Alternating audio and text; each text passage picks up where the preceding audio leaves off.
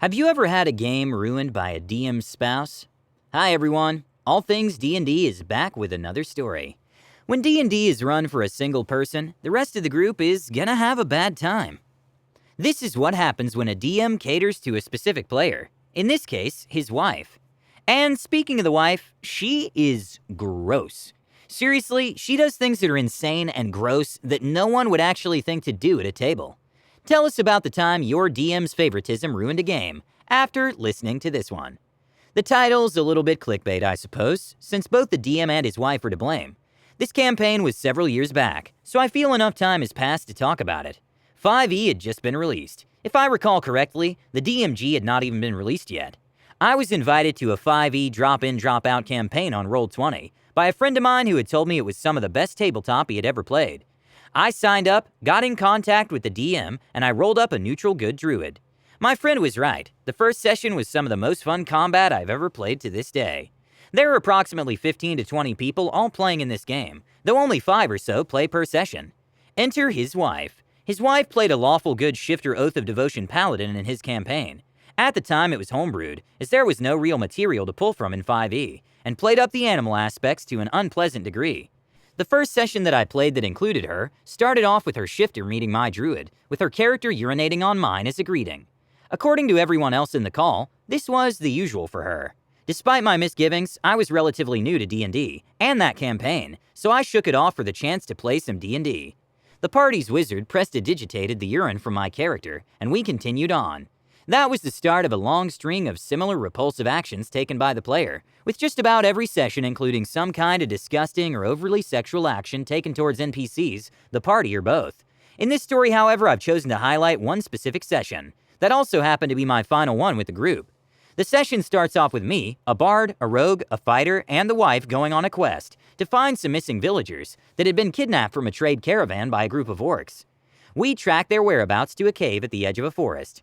As we went inside, we were immediately accosted by a group of orcs, whom our bard immediately cast Hypnotic Pattern on.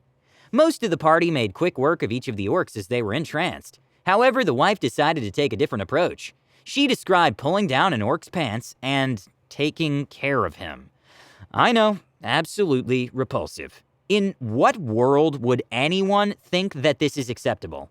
Each turn as it went by, she'd ask the DM, "Does he seem close?" To which the DM would nervously laugh and say something to the effect of, "Not yet, maybe you should try something else?" She didn't take the hint that it was making people uncomfortable, however. After 3 or so turns of this, the DM tells her that the orc has finished. So, of course, she takes the opportunity to describe in detail how she murders the orc. Trust me, in retrospect, I really wish I had gotten up from the table at this or any of the other points that the wife did something like this. After mopping up the rest of the orcs, we progressed further into the cave to find the missing townspeople. Inside, we found a large open cave with a large chasm, described as being nigh bottomless. A player shot an arrow with light cast on it into it, only for it to go so far down it couldn't be seen anymore. This is important later. One side was separated from the other, with only a slim bridge on the outside rim connecting the two halves. We stumbled upon a circle drawn in blood in the middle of a circle of bound villagers, all being guarded by a number of drow and driders. A quick knowledge arcana check let us know that this was likely a summoning circle, to open a portal to bring demons into our plane, and so we set to work fighting the drow to rescue the villagers. At this point, I should probably mention that the DM allowed his wife to have a nightmare as the subject of her fine steed spell, using the ambiguity of the "your DM might allow other animals to be summoned as steeds" clause to allow it. When someone pointed out that nightmares really only follow the orders of an evil character, and she was lawful good, the DM mentioned that it isn't truly a nightmare. It's just a spirit taking the form of a nightmare. With all the abilities of a nightmare included, such as the 90-foot fly speed, the massive hoof damage, the fire resistance, and the ability to shift into the ethereal plane anytime she wished. So the wife rides in on her nightmare and begins smiting just about anything she can get her hands on, which is just about everyone due to her 90-foot fly speed, and the drow opens up the portal and begins summoning demons, using the life force of the villagers. After I made my way close enough to see the portal, I made an arcana check to see if the portal can be closed using the dispel magic I had prepared, which the DM replied that I could.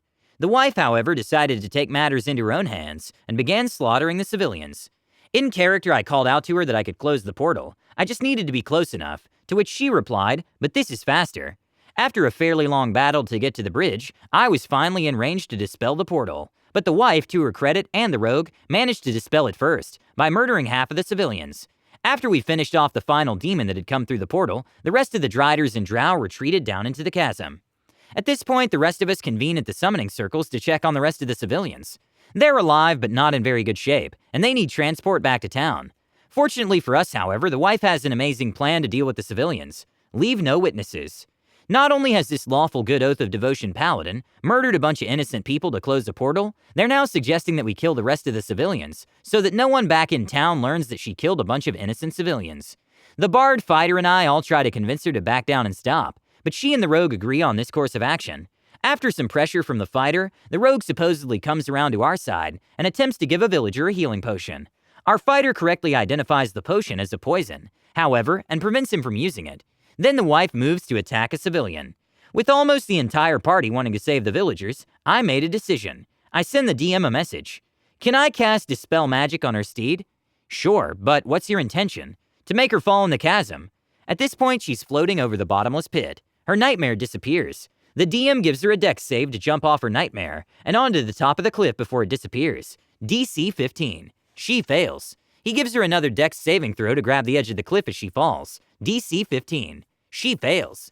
And so, she falls to the bottom of the pit. Thankfully for her, however, the fall to the bottom of the chasm didn't deal enough damage to kill her. In fact, it didn't deal enough damage to knock her out. She just starts climbing out of the pit. But wait, says the bard. Didn't you say the Driders were down there?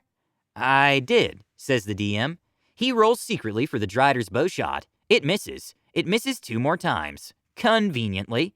The Driders decide that the wife isn't worth the effort and leaves. During this time, the bard, fighter, and I start loading the unconscious villagers into the bard's wagon. The rogue decides to throw a rope down the pit and begins to descend to save the wife. The bard decides to cut the rope, sending the rogue tumbling down into the cavern, under the belief that he'd live thanks to the wife being down there to heal him. And with that, the 3 of us left to go back to town and recount the tale of what happened here. The wife had been quiet for some time, and after the DM announced the end of the session, she immediately left the call. We all thanked the DM for the session and left. 30 minutes or so after the session, however, a message comes through the group chat from the DM.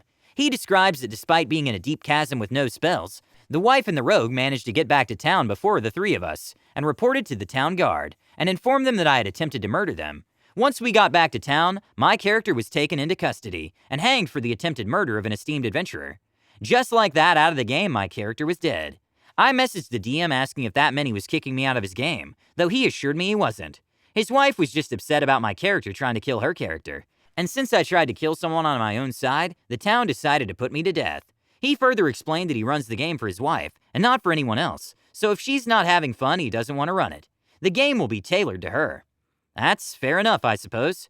But I don't enjoy a game where a player is explicitly the main character around whom reality bends.